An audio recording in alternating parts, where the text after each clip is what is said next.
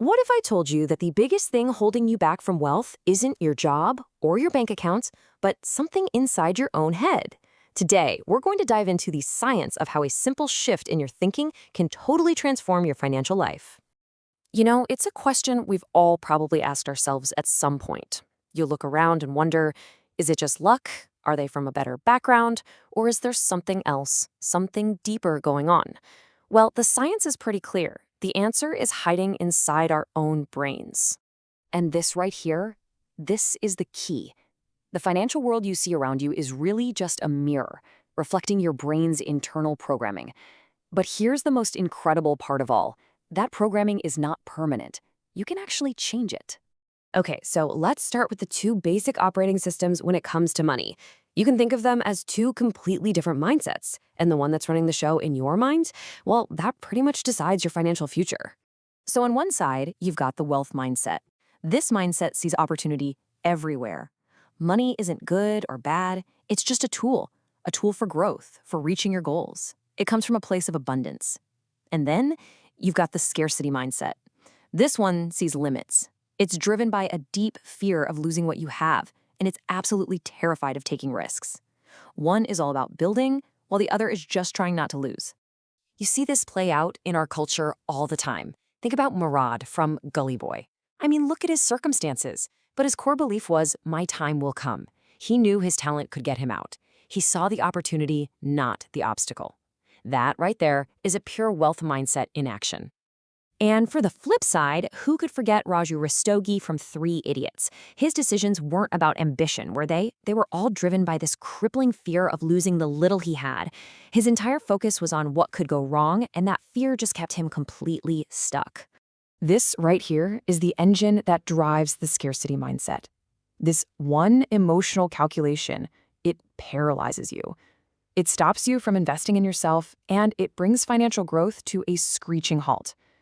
It basically keeps you stuck in survival mode, so you never really get a chance to thrive. So we've got these two really powerful mindsets. But where do they even come from? I mean, why do we lean one way or the other? To get to the why, we've got to look at how our brains build them in the first place. And it all comes down to something called money scripts. So our brains learn about money from three main places. First up, emotional memories. Did you feel stress or joy whenever money was talked about at home?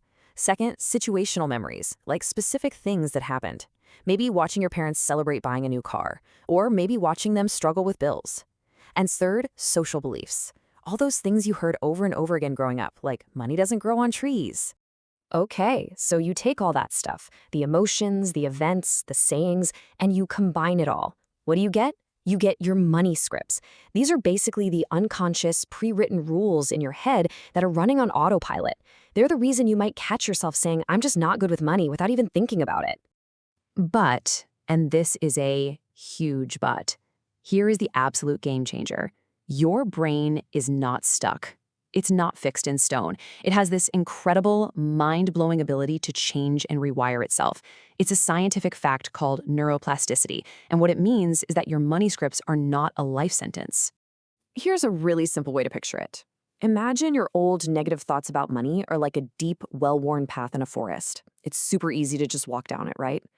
Creating a new positive thought is like stepping off that path into the dense trees to create a brand new trail. It's tough at first, but the more you walk that new path, the clearer it gets, the easier it becomes. You are literally building a new road inside your brain. So if we're gonna start forging that new path, how do we actually do it? Well, here are 7 solid steps based on science and what wealthy people actually do to actively start building those new neural pathways for wealth. Let's break these down, okay? Step 1, change your attitude. You gotta start seeing money for what it is, a tool, not a threat, not a source of stress, just a tool. 2, set clear goals. But here's a trick. Think of them like levels in a video game, small, achievable wins that give your brain a little reward and build momentum. 3, commit to learning. You can't win the game if you don't know the rules, right? 4, build a supportive environment. What you see and hear all day really matters. Surround yourself with positivity. 5, become a solution hunter. When a problem pops up, train your brain to go looking for the answer, not just stare at the problem. 6, practice delayed gratification. This is all about choosing the bigger prize tomorrow over the tiny pleasure today. And finally, number 7, and this one is crucial, consciously choose your network. The people you spend time with literally shape your thinking.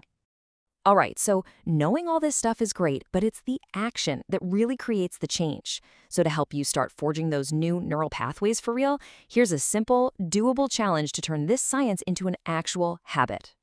We are talking about 21 days. That's pretty much the magic number people talk about for starting a new habit. And all it takes is about 30 minutes a day, 15 in the morning, 15 at night, to really start this transformation. So your morning routine is all about setting the tone for the day.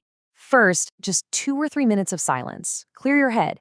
Then, and this is so important, actually write down your old money scraps and right next to them, write the new empowering ones you want to have. Quick review of the 7 steps we just talked about. Then take a minute to really visualize your wealthy future.